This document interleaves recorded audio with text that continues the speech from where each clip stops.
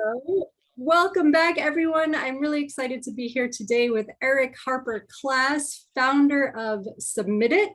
Am I saying that right? Submitit? Perfect. Yep.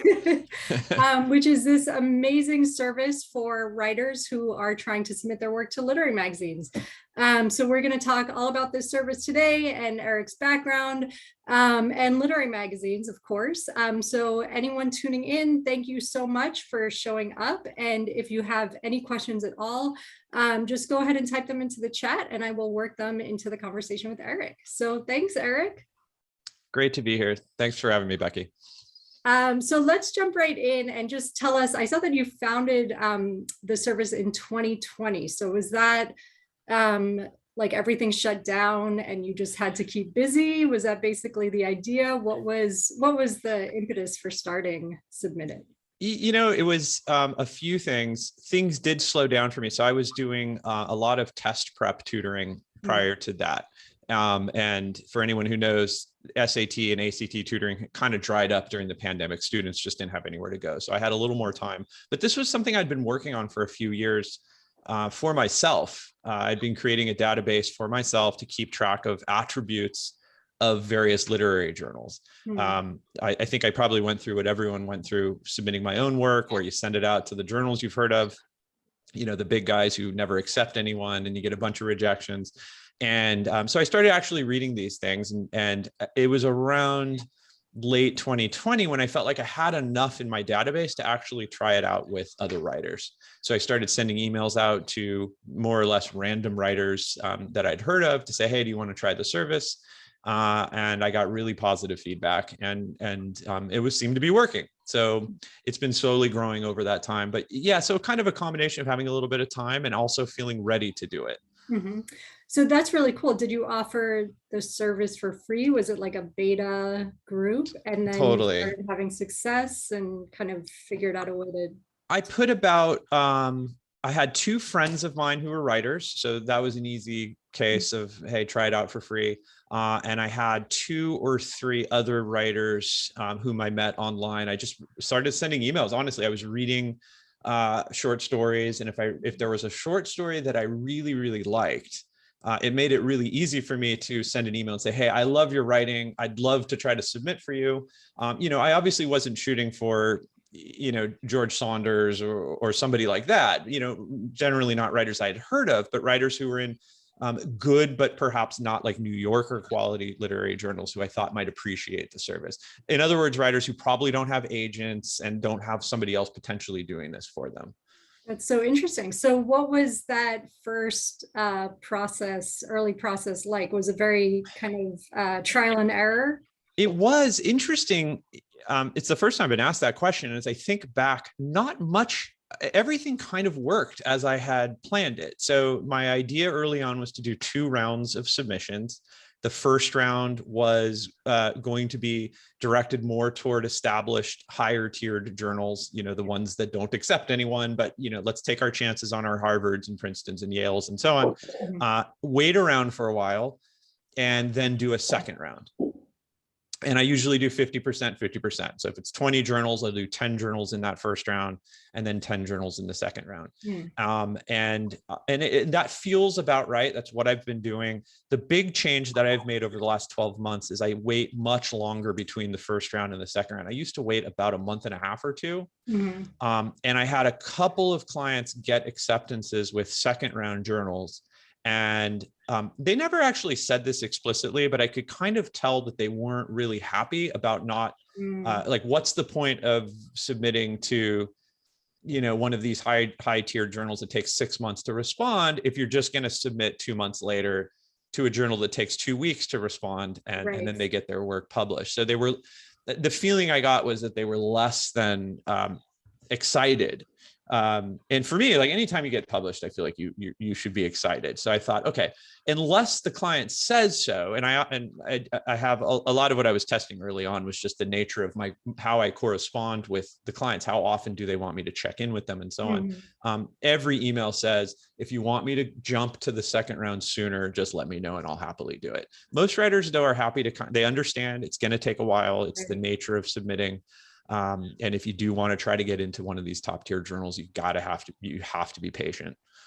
It's really interesting. That's something I've been thinking about a lot lately, is where is that sweet spot where you feel like you've given the top tier magazines a chance to read your work, and you're also not just sitting around and waiting. So is it, I'd say most of these journals probably respond within 8 months or so, which is a really long time to wait. So do you, like, would you advise your clients send to, or would you advise yourself, if you're doing the submitting, send to these top tier magazines, wait about 6 months, and then if you don't hear from them, go on to your next round? Is it as clean as that, or is it a much messier process? It is. How about yes and no is my answer. So, I mean, my wait time is around 4 to 6 months between the rounds. That's by default. If I have a story that I sent out that's been rejected, let's say I send it out to 10 journals and I'm down to 2 lingering journals, sometimes I feel like the writing's on the wall and we can move to the second round at that point. I was working with a client a couple of weeks ago, and her first round, really high level. She's Erin Rose Belair. She's a great writer. She's been in Narrative Magazine and a bunch of other journals. And I said, let's just wait a little longer. We had too many journals that hadn't responded yet. So there is some flexibility, I think, between the rounds. Part of my answer to that question is, and this is how I approach my own submissions, is be writing a million things. You know, I love having multiple stories out at once. I usually at any time have 5 or 6 of my own stories submitted. Obviously that's good for my business to do it that way, but I also think that just feels better. So I have, right now, I think I have 2 stories floating around at the top journals. But I also have maybe 3 or 4 smaller stories, maybe flash fiction stories or whatever, stories that maybe I'm not in love with to the same degree as those top stories. Mm-hmm. But it feels good that I can be sending them out to smaller journals or newer journals. Or, you know, if you're sending stories out every couple of months, sooner or later, you're going to be sending stories to smaller, more accessible journals, even while you're waiting for the better journals for some of the newer stories that you're writing.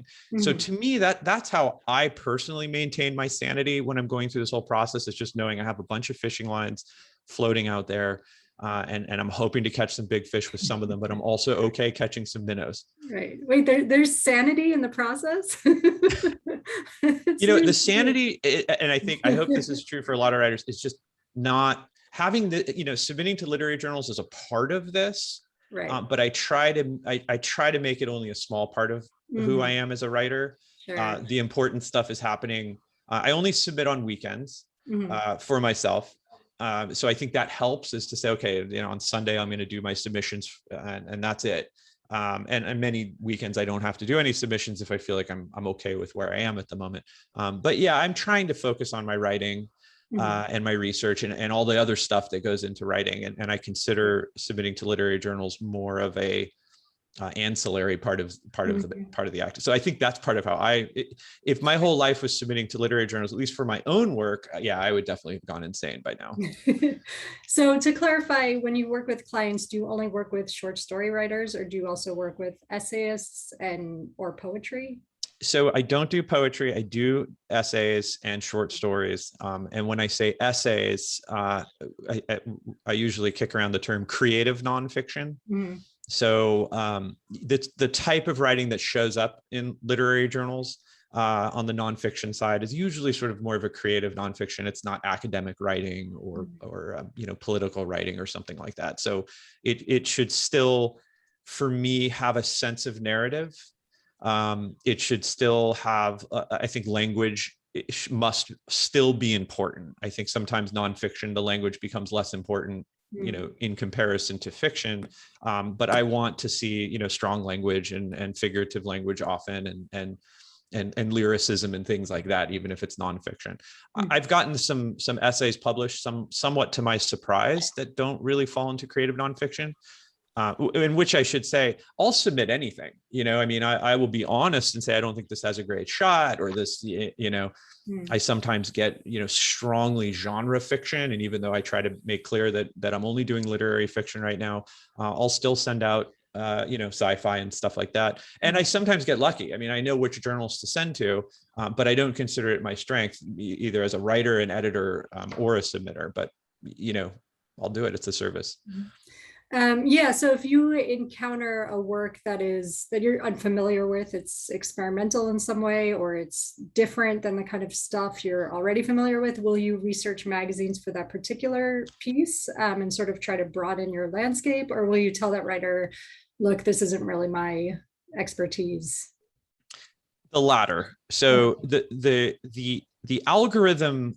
So I use an algorithm. I know you know that. We didn't really talk about that yet, but that's essentially what I was working on for a couple of years before I started Submitit. And the algorithm is basically data that analyzes in various ways hundreds and hundreds of literary journals. And it really covers just about everything in the realm of literary fiction and creative nonfiction. Many of these journals also publish genre fiction, sci-fi, fantasy, and so on. Some skew more experimental, of course, than others. Some are not at all experimental. So to answer your question, if I get a story that I don't feel like is well supported by my algorithm, which would generally be something that falls outside of literary fiction or creative nonfiction, I will absolutely let the client know. It actually doesn't happen very often. It makes me think people are actually reading my website, which is, before they sign up, which is great. If I do get something that I feel like is genre, again, fantasy, sci-fi, horror, something like that, it better have strong elements of literary fiction. And if it does, that's great. I mean, that's actually some of my favorite stuff, is really, really strongly written sci-fi. And I do think that those kinds of stories will potentially get picked up by what we were calling literary magazines. So that's like I guess kind of a short answer. The long answer is, over time, I would love to tackle that kind of writing, and I would love to include poetry. And frankly, kind of the sky's the limit for me. I get requests for poetry about once a month. So clearly I need to find a poet and have that poet become sort of me. I'm not a poet, so I wouldn't try to create an algorithm for poetry. I just got a question for artwork the other day, and that's another way to expand. And clearly genre fiction is a logical next direction. So hopefully someday I'll be able to do all those things. But for now, yeah, if I got something that just didn't match with the kind of, and I do, by the way, I mean, I'm working with two lovely clients right now who both, they're writing nonfiction, but it's really not creative nonfiction. I've been trying to help them decide, first of all, here's why it's not creative nonfiction. And do you really want to do it? And I think they're both trying to decide whether they really want to turn it into creative nonfiction. Sure. So since you mentioned the algorithm, it says on your site, you're the creator of the mother. Oh, your screen just froze. Okay, you're good. You're good. The mother of all algorithms. Okay. Yes. So we got to talk about that. And it sounds like you're using data. So I thought this was submission, like a submission tracker, but it sounds like you're using data from the content of the magazines, like what they like to publish. So tell us all about this. How did you come up with this? How do you decide what goes in what data category? And yeah. Yeah, so I'm going to give you, I could probably talk about this for an hour, so I'll try to keep it short. To me, the algorithm is kind of what drives Submitit. It's the engine that moves us along. It's what allows me, I think, to comfortably handle a ton of clients and figure out what journals to send stories to. So the algorithm, basically what I did over the course of about a year and a half, and I certainly continue to do this, is I read stories from literary journals. Everybody says, how do you figure out how to submit to literary journals? You have to read the journals. And I think most people don't really want to, or they'll read, and understandably, by the way, there's just hundreds of them. And there's a lot of bad writing too. So, reading literary journals does not mean just reading the New Yorker and the Atlantic and Plowshares and whatever. So you've got to kind of go beneath the surface to some of the lesser journals or smaller journals or newer journals. So I had to decide how to what criteria to create to analyze a journal and determine what kind of stories that journal is going to publish. So this took me months, and I have a bunch of writer friends, and we kind of sat around and talked about it. And I won't give you all the things because, again, it would take too long, but I clearly look for things like, is the story experimental or not? I think that's a big one. How lyrical or stylized is the writing?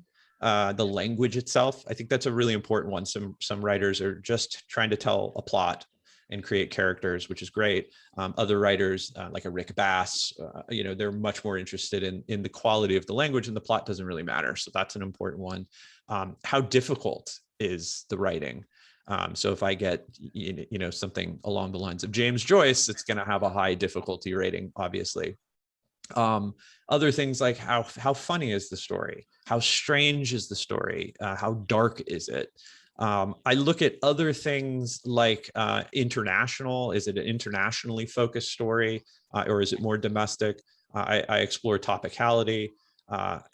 Length, of course, is something I consider. There are some journals that have a tendency to publish longer works. There are other journals, of course, that publish shorter works beyond their word limits. So, the word limit, of course, is a factor, but I also want to consider what kinds of stories they have a tendency to publish. I do focus on craft to some degree. I would say craft is the least objective of the criteria. In some ways, it's the most difficult for me to analyze, but I also have a strong sense of what literary journals publish. And I know when I'm reading a story that is well crafted, and that's another thing we could talk about for a long time. I won't get into it now unless you want to. So I do consider craft. I think a well crafted story might get into a strong journal. A story that's not well crafted is not going to. So I have to shoot for different kinds of journals for that work. I don't tell the client any of this stuff. Interestingly, I don't get asked, which is good. I don't want clients to say, so how did you rate my work? Probably after this meeting, now everyone's going to ask, right? But I think clients sort of trust me. And so I'm trying to get back to your question. So after reading literally over 1,000 stories and getting all of this data into the algorithm, when I get a client story, I rate it in the same exact categories. So, is the prose stylized? Is it experimental? Is it topical? And so on. I give it those ratings. Most of them are like on a scale of 1 to 5. Some are on a scale of 1 to 3. I plug it in, and then the algorithm gives me what I call a match percent. And the higher the match percent, the more likely, in theory at least, that story is going to get published in that journal. I consider a few other things. And again, in the interest of not getting too complicated, I do consider when the journal came out. So if it's a journal that came out within the last year, it gets a bonus score. Those journals tend to publish work. It tends to be a little easier to get into those newer journals. I consider submission volume, and I actually consider submission volume in combination with acceptance percent. So if there's a journal with a very high acceptance percent and very high submission volume, that's the best. That means I can really trust, I can trust that acceptance percent. If I have a high acceptance percent, but very low volume, sometimes that's actually not as good a sign as it seems. I have a number of journals in my algorithm that have been around for years and have a submission volume. I use Duotrope, by the way, for all of the data, have a really low submission volume, or even a submission volume of 0, which makes me feel like, okay, yeah, they're accepting a lot of stuff, but something's not happening there. There's not a lot of activity. And so the score will get lower. So all of those things kind of plug in, and I'm happy to say automatically, like it takes me a minute. I plug in the story data, I hit a button, and I get the match percents and can submit accordingly.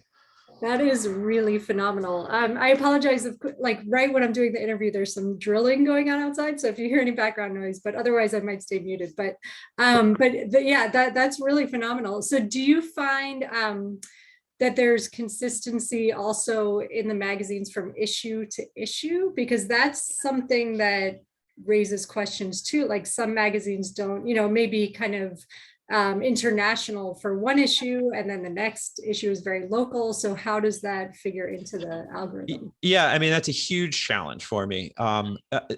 There's a few things. First of all, I'm always reading. Particularly, I read all of the anthologies.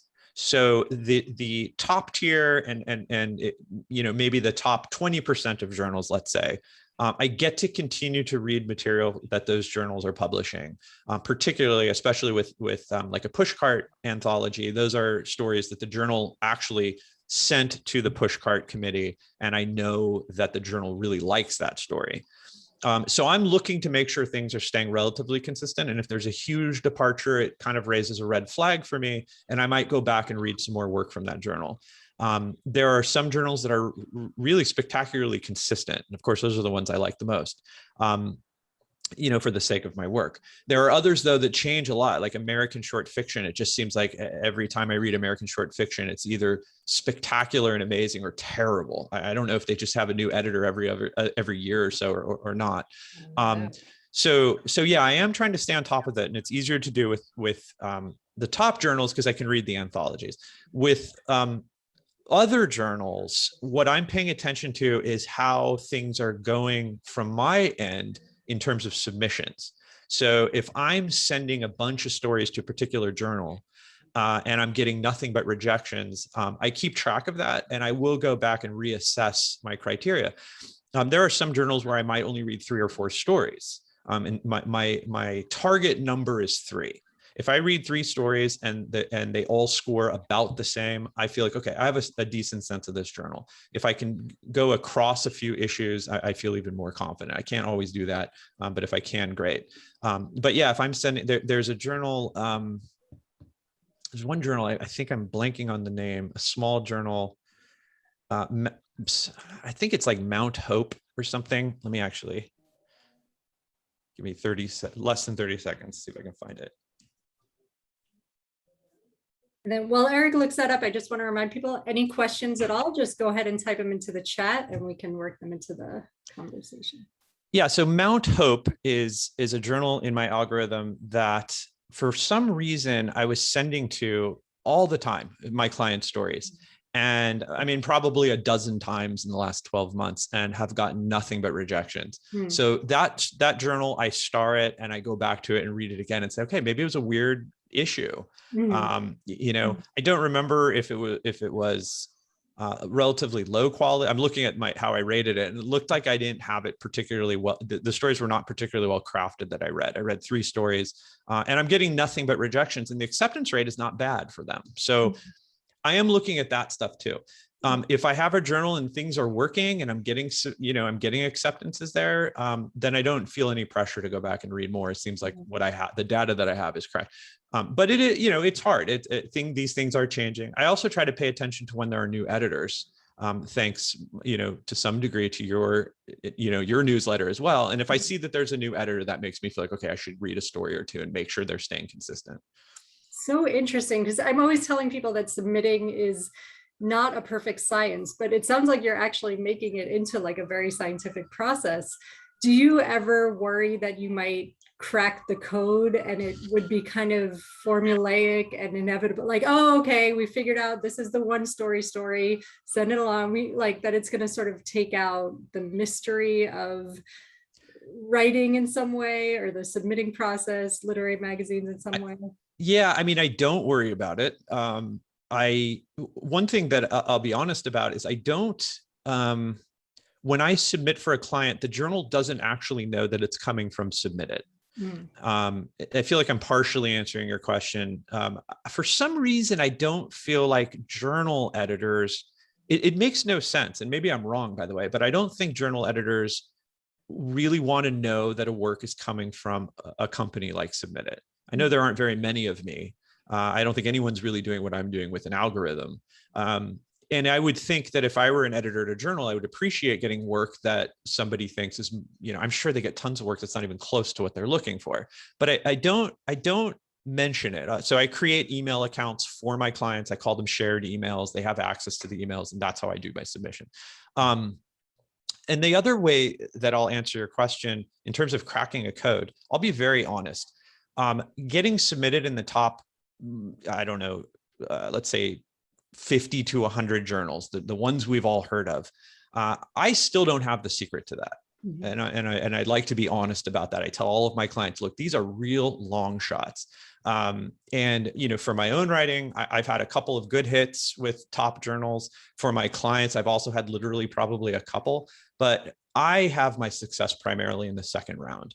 So I think if a point comes where I've cracked a code, that means I'm starting to get work published in McSweeney's and Iowa Review and Plowshares and New Yorker and all of these top ones. I still, for some reason, think it's worth publishing or submitting to those top journals. There are some days, though, that I wonder why, Yeah, I guess the question that I was getting at actually relates more to the craft side of things. Like if you were able to crack a code and go back to the writer and say, you know what, if you want to publish this in one story, you actually have to change the name of your protagonist to Sally and start with a preposition, and then that's your surefire way to get into one story. So I guess that was sort of, but that doesn't sound like where you're at all. It's a great question also. So I do a lot of editing, and I almost feel like that falls more into the editing side of things, so if I'm editing a client's story, particularly if I know that the client wants to submit the story, I do wear two hats. I wear the one hat, what can I do to help the client make this story as good as possible? But then the other hat is what can I do to make to help the client make the story submittable and perhaps acceptable to a journal. What's my answer? Again, I don't have like a magic. I do know that there are things the journals want to see, and I will definitely say that. Let me just tell you my personal feeling on that. I have, I'd say about 3/4 of the time, two versions of every story that I write. I have the version that I like, the version that perhaps I might publish myself in a collection someday. And then I have the version that I send to literary journals. And generally the version that I send to literary journals is a little dumbed down. I just find that these readers they don't have the patience or the bandwidth to be greatly challenged. One of the lowest scores in my algorithm is difficulty. So if I get a story from a writer that I think is too difficult, I might love it. And I often will say, look, create a different version. Keep this one. It's wonderful, but you have to be a little clearer. I just fear that readers aren't going to get past the first page because, wait, what the hell is going on? Let's move on. This makes me very sad because I love difficult fiction. I like writing experimental fiction. So I do think, and I hope I'm not dancing around your question, I do think that if you want to be accepted in literary journals and get your work published there, you do have to some degree write for literary journals. And when you say dumbed down, you don't mean like, like bigger font, and you mean maybe like, I'm guessing like get to the action sooner, make the ending more resolved and clear, less ambiguity, things like that. I do, and I hate to say it. I feel dirty saying it, but yeah, I think clarity is just really important. And if I'm having trouble figuring out what's going on, especially if it's not entirely clear that that's the intent of the author, then we're in trouble. For most journals, not all. There are some journals that score high for difficulty, and I think with difficulty, there's a lot that goes into difficulty, but it could be just the use of difficult vocabulary. So like, I'll write a short story of my own, and then I will literally go through it and just make sure that there are no parts that are too weird or too referring to things that are obscure. That's another thing that I just don't trust readers to. I mean, I've only been submitting my own work for, less than 10 years. So I'm not sure I know it. I don't have all the answers, obviously, but I do feel like my difficult stuff tends not to land. I'm not going to start writing, children's fairy tales or something like that just to get published, but I do try to soften the work that I send out. And it's something that I often recommend to my clients too. Sure. So we have two questions here. If you're comfortable saying, actually, somebody wants to know the price of the services. Yeah. Can I first of all give my website? So there's much more. Okay. So it's www.submititnow.com. All one word, no hyphens, submititnow.com. And you can go to submission packages and see all of our rates. Our smallest package is 10 journals, and it's $199 an hour. And if you go up to the 20 journal package, it's, I believe, $299. Mm-hmm. That includes reading the piece, analyzing the piece, all of the submissions, creating the accounts, creating the cover letters, obviously picking the journals, and so on. Mm-hmm. Great. And another question here, how many stories were you able to get published and in what magazines since the beginning of 2022? So let me answer with a percentage. So for 2021, which is at the beginning of this year, I did an analysis of what was essentially my first year of running the company. And I got 66.6% or so of my stories published, which I thought was a huge a number. And I was really happy about it. The actual number is somewhere in the 20s. I don't have it in front of me. On my website, I do have a page called Testimonials and Publishings, and you can literally read through. Not everything that I've gotten published is there. If I have a journal that's shown up a bunch of times, I don't necessarily need to add it again, but you can see kind of a sampling of the sort of stuff I get published, and there's a number of testimonials there. So that's on the top menu of the website. That's great. And we have another question here, which I'll get to, but I also want to ask, what would you say to writers who feel like it's a big insider club? Because I know people get really discouraged. I used to feel this way before I started talking to more editors and sort of learning more about what goes on behind the scenes. And I know a lot of people feel like you have to have the right connections, get recommended by your MFA professor, and know all the right people. And I think certainly that helps. Yes. We should be honest. If you meet an editor at a conference and you go have a beer, you're gonna have a better chance of making a connection and sort of getting through the door. But do you feel like the process is fair? And what do you say to writers who do feel like they're discouraged? They feel like it's a kind of insider club. Well, first of all, I think everyone's discouraged a little, and it does feel like that. And I'm not convinced it's not for the top journals, especially the top maybe 10 or 20. And I'm thinking New Yorker. Every now and then I have a client say, can you submit to the New Yorker? And I'll say, look, I'm happy to submit to the New Yorker for you, but the odds are probably less than 0% somehow, if that's possible. So it does feel like that. So I guess what I would say is that's probably Submitit's greatest, I think, service is that we can move past those top 50 to 100 journals that do feel like insider clubs to other journals, many of them quite good, many of them supported by universities, many that have been around for a long time that produce, lovely print journals or have, lovely websites. And I think that's the way to kind of get over that feeling that this is impossible and not worth it. It definitely is, like I said early on, I don't have the key to those top journals. I submit to them myself. I feel happy about my own work. I did get a piece in the New England Review a couple of years ago. So that was like my big hit. In the last 6 or 7 months or so, I've had 5 stories accepted by lovely journals, but smaller journals. One of them is a quite like a brand new journal that I just love, the Militant Grammarian. You guys should check it out. I have a story coming out, I think, tomorrow. Oh, nice. So yeah, but smaller journals, and it feels good. And who knows if these journals might turn into a stronger journal. Also, these journals do. I love journals that promote their work and send them to Best of the Net and Pushcart and so on. So, there is a chance to be anthologized.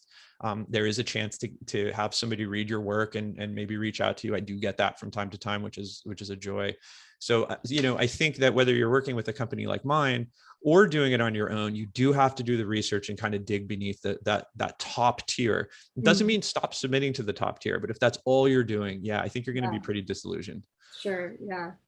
And we have a question here. Over the 10 years you've submitted to journals, have you noticed that they change according to current trends in either writing or the socio-political climate? The ones that do tend to score highly in topicality obviously are constantly changing. For me, kind of the good news is most of them don't, but there are definitely some that score very high in topicality. And what I mean by that is they're responding to things like school shootings or, polarization in America or, the war in Ukraine, et cetera. So there's that kind of journal. And if I get a work that's strongly topical, I'm able to direct it to that kind of a journal, which is great. The other category that tends to score high for some journals is what I call from the margins. There are definitely some journals, and there are many journals that are very explicit about this, and others that are implicit, want to see work written by more, not, I hate to say it, but non-white people, non-white rich people. And that's fine too. So if I get something that's either, usually I'm less interested in who the author is than what the writing's about. But if it's a story that's clearly from a perspective that's non-mainstream, that can also go to journals. And I have noticed that seems more prevalent now than 5 or 10 years ago.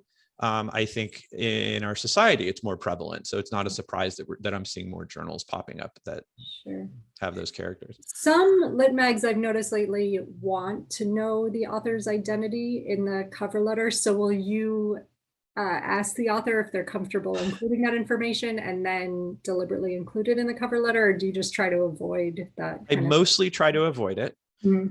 If I am going, and by the way, a lot of times I have no idea. So the best guess that I have is if I'm, corresponding with a client and his or her picture is in the Gmail circle. So, like I had a sense of what you looked like before meeting you for that same reason. I generally just don't, I don't know. It's a good question. And I've only asked a couple times. I did have the poet laureate of the British Virgin Islands, who was a Black man. And there were a couple journals where it asked that exact question. And I did ask him, and that was fine, but I don't focus on it, to be honest. And maybe I should. I'm still working that out, to be honest. Yeah, I mean, it's interesting because some lit mags are now saying, like I saw there was this Twitter thread from the editor of Conjunctions recently, and she said, please include this information and I will bump you up in the submissions queue, which we can talk about. That's kind of a controversial statement, but nonetheless, it could certainly help your clients if they were in a certain identity group. So yeah, it's an interesting thing to consider. I don't know. Yeah, I'm clearly on the fence about it. You can tell I'm sort of hesitating with how to answer it. I guess I'm just not sure how to deal with it yet. Yeah. Because I could go crazy and literally have it be part of my sign up form. Right. Would you like to tell me about your identity? That might potentially increase your chances. Right. I suppose I have nothing to lose, and maybe I should do. I'm figuring it out right now as we talk. Like, why not? Right. Whether how I feel about it is not necessarily as important as there are journals that are interested in it, and it might improve my clients' chances of getting published. So maybe in that sense, I should be doing it. Short of doing that, like I said, I often just don't know. I have a feeling that I have, a pretty diverse range of clients.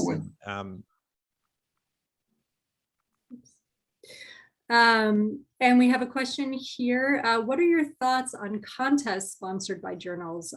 Jennifer says, I entered several, but the odds seem so bad and they are expensive. I definitely agree with that.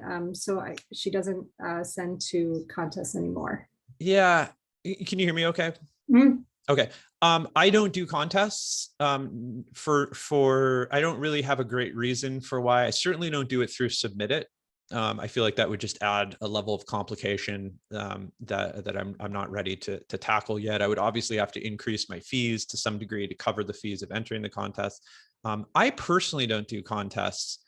Becky, I know you had a post not that long ago about contests. I can't remember if I responded to it, but I did read it. I feel like you could answer that question as well as I could. I don't do it is my short answer. Makes sense. I mean, one thing I always tell people is if you're going to do a contest, try to make sure that they consider the work for publication. Because one thing that's nice about a contest is you get the guaranteed response, which is apparently now a thing. A lot of writers aren't even hearing back from literary magazines. So you get the guaranteed response, roughly when the response is going to arrive, and they're definitely considering your work for publication. So that's the one thing that I tell people about contests. Yeah, and I would say that you're also not going to have as much competition. So I think that's an advantage. I would imagine that in the grand scheme of things, entering contests probably improves your chances of getting published. But you better be willing to spend some money. And I feel, it hurts me just a little bit every time I have to spend $3 or $5 to do a submission. So to start, tripling or quadrupling that. Yeah, I just don't do it, but I don't know. I don't have a great reason for why. And if you ask me in a year or two, maybe I'll say, oh my gosh, everybody should be entering contests. It's the greatest thing ever. I just haven't done it. So what are some things, so you also work with writers to edit their pieces. Can you give us some pointers for things that writers can do to increase their odds of publication? Obviously, write the best story that they possibly can, but I also hear editors say focus specifically on the beginning and the ending, that those are really important. It's all important in a story. It should all be good, but I think that's advice that writers can take to heart to really like hone in on the beginning of the story. Yeah, I actually thought about this a lot. And I have a few sort of big things that I look for when I'm doing my editing. First sentences and first paragraphs absolutely are important. I feel like that first impression, just the same kind of first impression that you might have when you meet somebody, is going to set up a reader for the rest of the story. Now, if the rest of the story falls off dramatically, that first sentence or first paragraph isn't going to save you. And for that matter, I think if the first sentence or first paragraph isn't compelling and the rest of the story really grows and becomes beautiful, you still have a chance. But yeah, absolutely. The first parts of stories are important. I find endings are hard. And what I've noticed, reading so many short stories is they tend to be sort of enigmatic and abrupt, and things are not nicely wrapped up. And a lot of the work I get, writers really want to wrap things up to the point where sometimes I feel like they spell out, the moral or the theme instead of letting the reader work for it a bit. A lot of times I find I'm just telling writers, cut the last 3 paragraphs and just work on the sentence that we have left to make it sound like a nice landing. So I do think those things are important. This one's a cliche, but show, don't tell. I just write that all the time. Check your adjectives. If you have a ton of adjectives and you're not showing something, you're just saying that somebody was happy or sad or whatever, you're not going to get into a top literary journal, I don't think.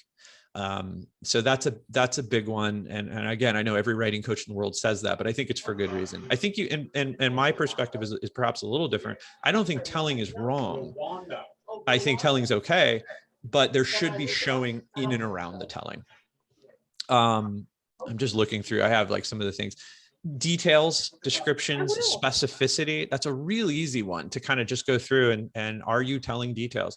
A slight extension to that, are you setting scenes? Do we know where a character is? Have we described the room or the trees or the sounds of how many stories I read that have none of the senses other than perhaps a little bit of sight. There's no sounds, there's no smells, perhaps no tastes, no touch. So really thinking in terms of description and details, I think is really important. One more thing that I think about a lot is thickness. This is, I think, one of the hardest things for writers to handle is the idea that, let me find a quote that I think says it best. Here it is. This is Edward Gorey, who is a writer. This is the theory that anything that is art is presumably about some certain thing, but is really always about something else. And it's no good having one without the other, because if you just have the something, it is boring. And if you just have the something else, it's irritating. And I love that quote because it really, to me, spells out what I mean by thickness. So the story seems like it's about something, like a couple of horses grazing in a prairie. There's a great story called Horses that I'm thinking of by Nancy Reisman. But there's these little clues that it's not about horses, it's about the author's mother who has recently died. And if you're reading quickly, you wouldn't even notice. The story's called Horses. It's probably 85% text about the horses, but then there's these little clues. And I find that the top journals seem to look for that sort of thing. Moby Dick is almost entirely about hunting whales, but it's obviously about something much deeper. So, and there's many other examples of that. That also goes a little bit to the kind of writing that I like to read, and how I like to write is I do want to have to work a little bit to figure out what is this really about. And so that's thickness. There's more, of course, but I'm just kind of throwing out some of the things that I find that I think about a lot when I'm editing. Sure.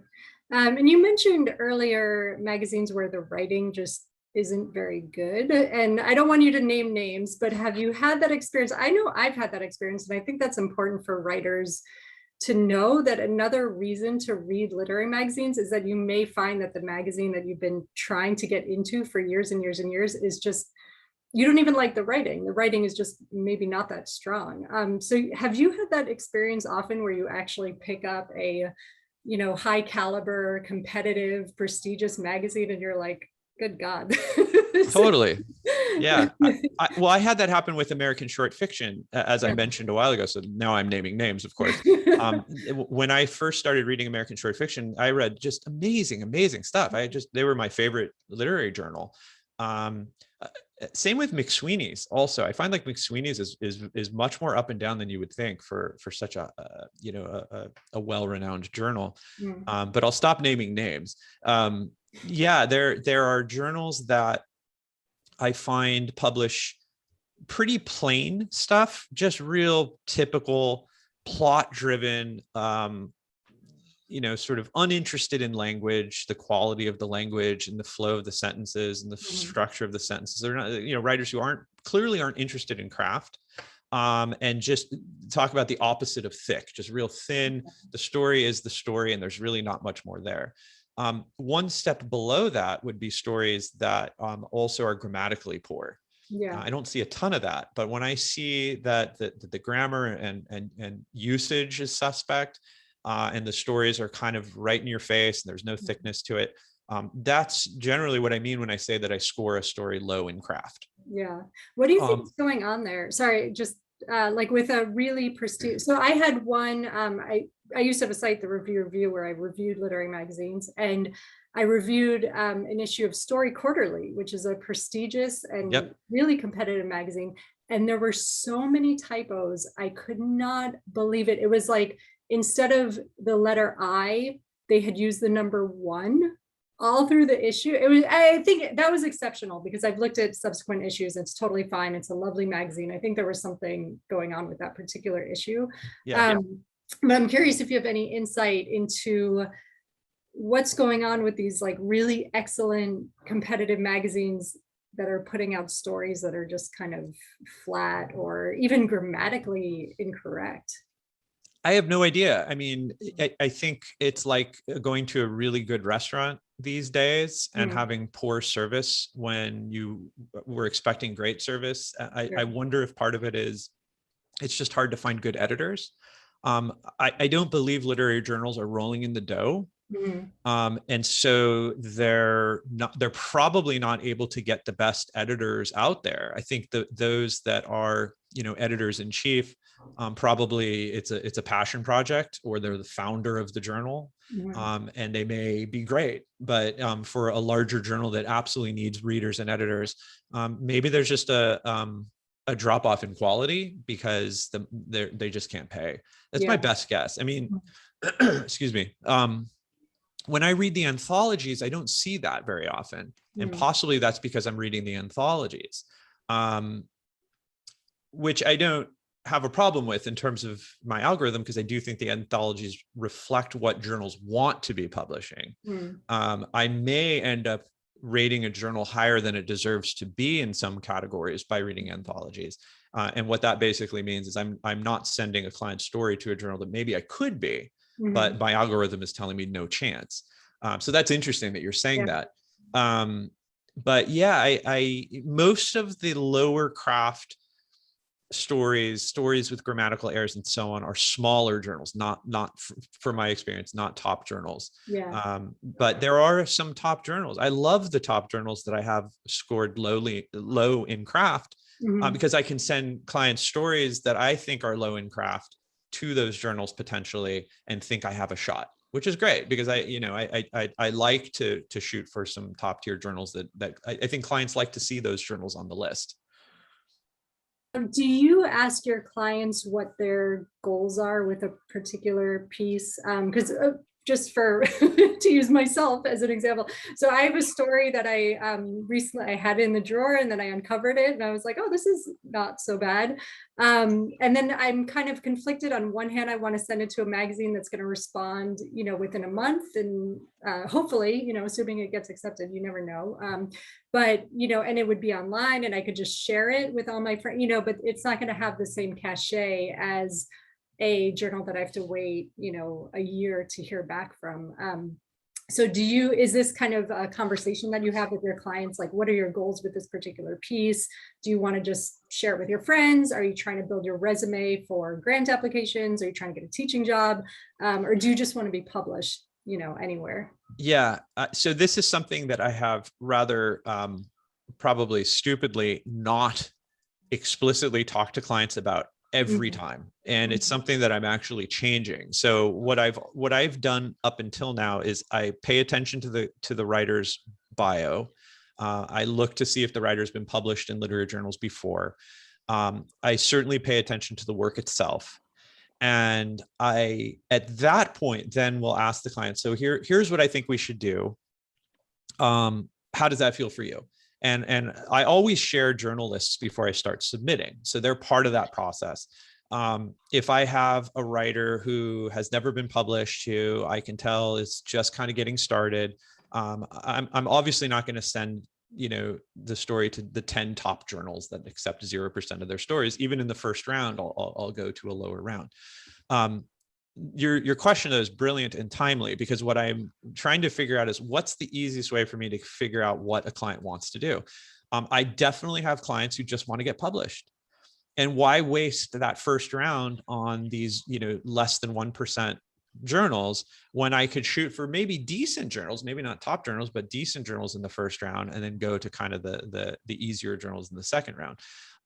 So right now I'm not asking that question, but it's something that it's absolutely, like, I have this long list of things to do to improve Submitit, and that's very near the top. And I think the way I'm going to do it is kind of like one of three options. Like, the question is, how aggressive should I be on the first round? That for me is the question. And we might be very aggressive and shoot for absolutely the top journals, whatever the algorithm says, because we still have to rely on the algorithm to some degree. And then maybe there's sort of a middle ground where I can open it up to some, maybe the next 100 journals on the list in that first round. And then maybe there's one like, just get me published at whatever cost. And I might just take away the top 200 journals on my algorithm and focus on other journals. So it's a perfect question. And it's kind of weird. I've informally addressed it. I do talk to client in communication with all of my clients for every story. And it's a natural part of the process of picking the journals. And I do share the journals that I'm going to submit.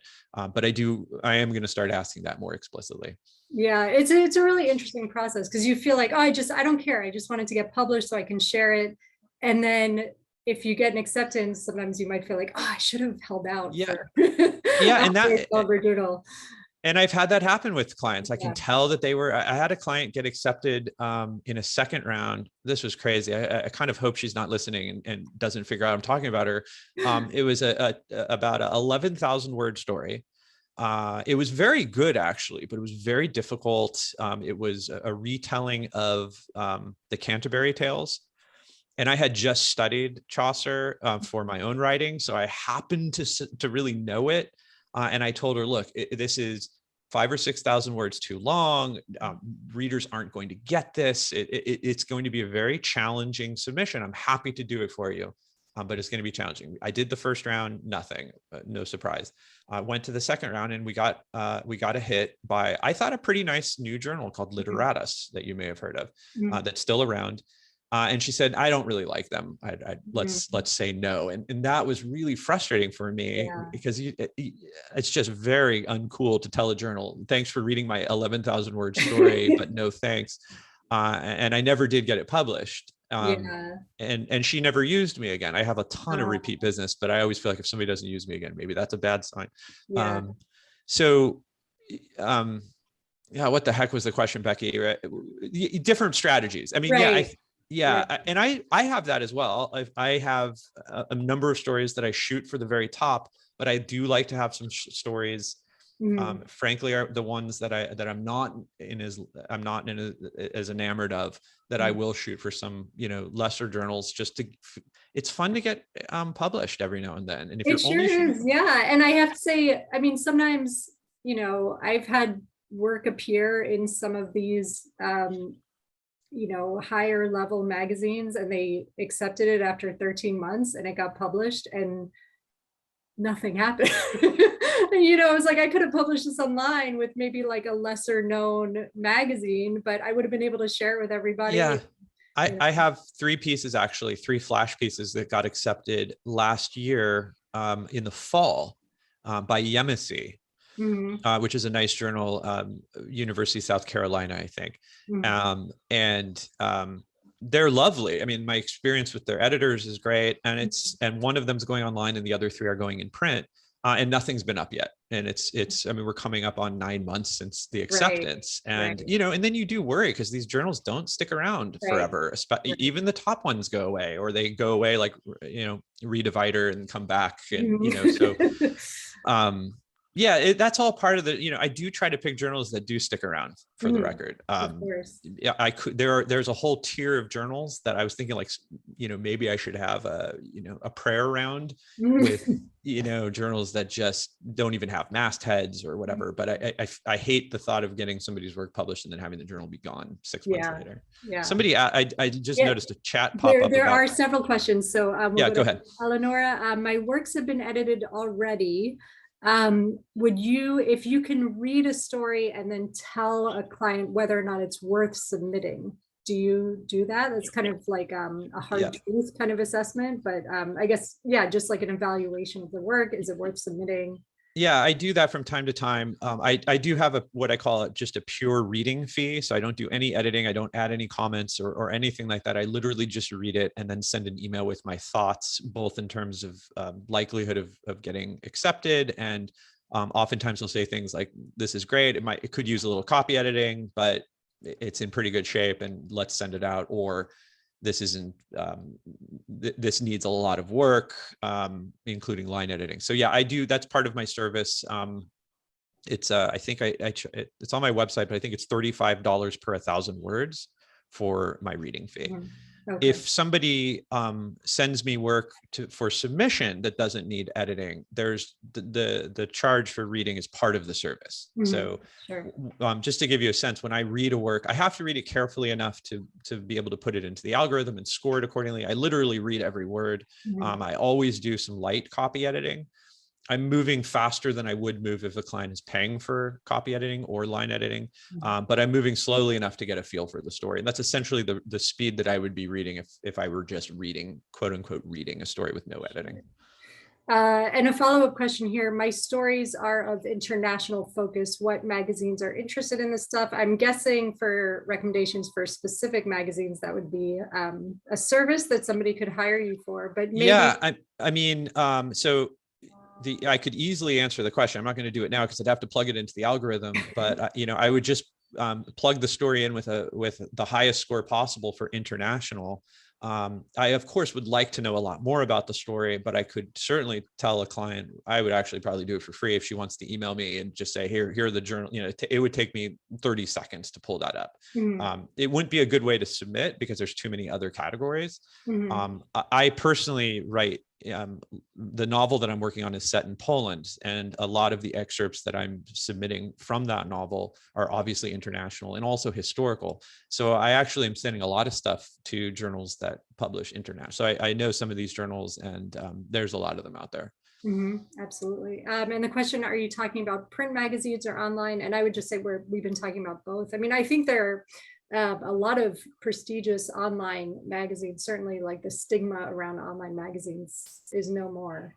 I don't even think about it. So yeah, everything, I think print is great. I love seeing my own work in print. It's fun to, I have a little shelf to my left with the journals that just sit there, and I never pull them out and never look at them, but it's fun that they're there.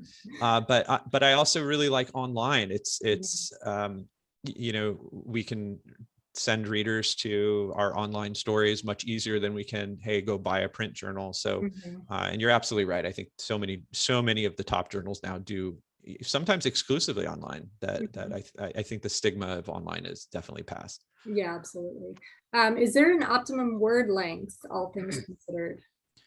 I mean, it depends on the journal, of course. The medium word length is 5,000-ish for my algorithm. So that gives you a sense.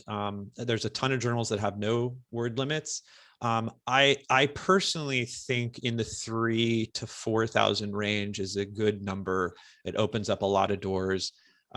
It's definitely longer than Flash. So a journal that doesn't publish Flash fiction is going to be open to it. But I think it really depends on the story also. I mean, I try to tell writers, let the story be the length that it wants to be. Oftentimes that length happens to be quite a bit shorter than the author has sent me the story. I find that I'm shortening stories more often than saying this needs to be longer, but occasionally I'll say this, we need more details and you need to set scenes and so on, and then the stories will get longer. But yeah, at 3,000 to 5,000 words, I think is a good number to shoot for. Sure. And then just one last question. What sites do you recommend if writers sort of want to do this on their own? There's Duotrope, there's Chill Sub. Do you use Chill Subs? It's new site. Oh, do you know about Chill Subs? No, what is it? Oh my goodness. You haven't been reading my newsletter carefully enough. Chill Subs, it's a really amazing new site, ton of magazines, and you can search magazines by vibe. So they kind of classify the magazine. There are all these different classifications. So it's a great kind of filtering system. It's chillsubs.com.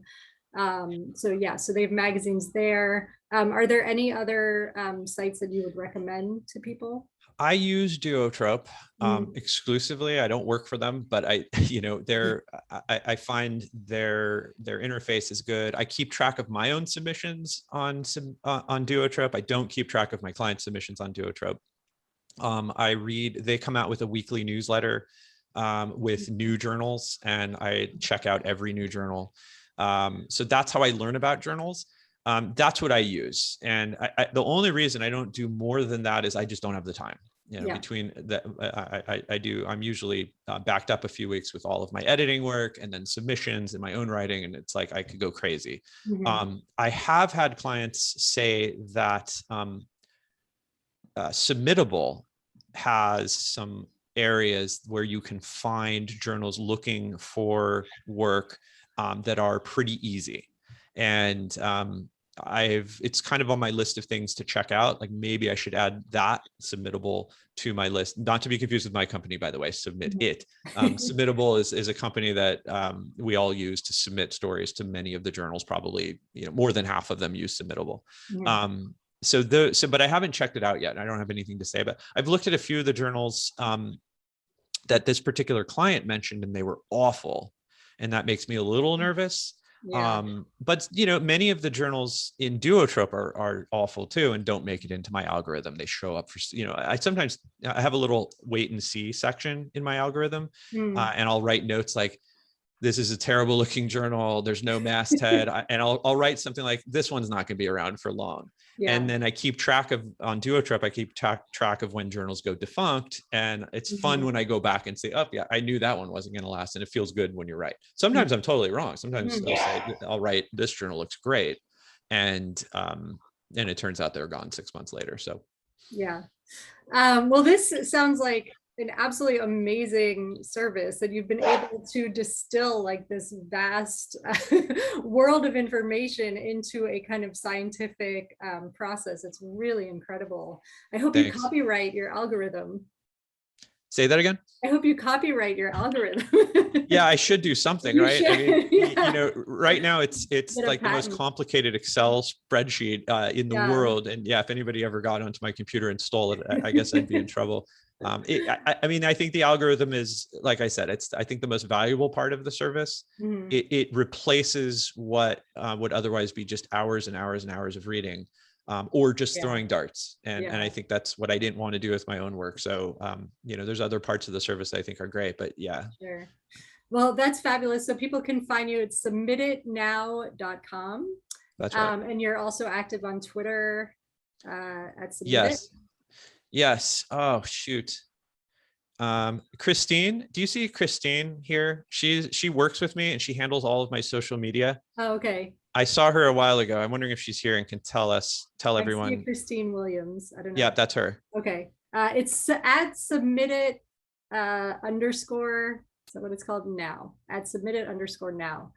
So just look up Submitit on Twitter, and you're also on Instagram. That's right. And Facebook too. I think so. Okay, yeah. So people can follow along. They can Yes. get in touch. They can reach out, send their work to you, and ask for all your insights and wisdom. And thank you so much. This was really, really informative. My pleasure, Becky. Thank you so much for having me. Really great to talk to you and meet you. And thank you guys for coming out. Great to see you.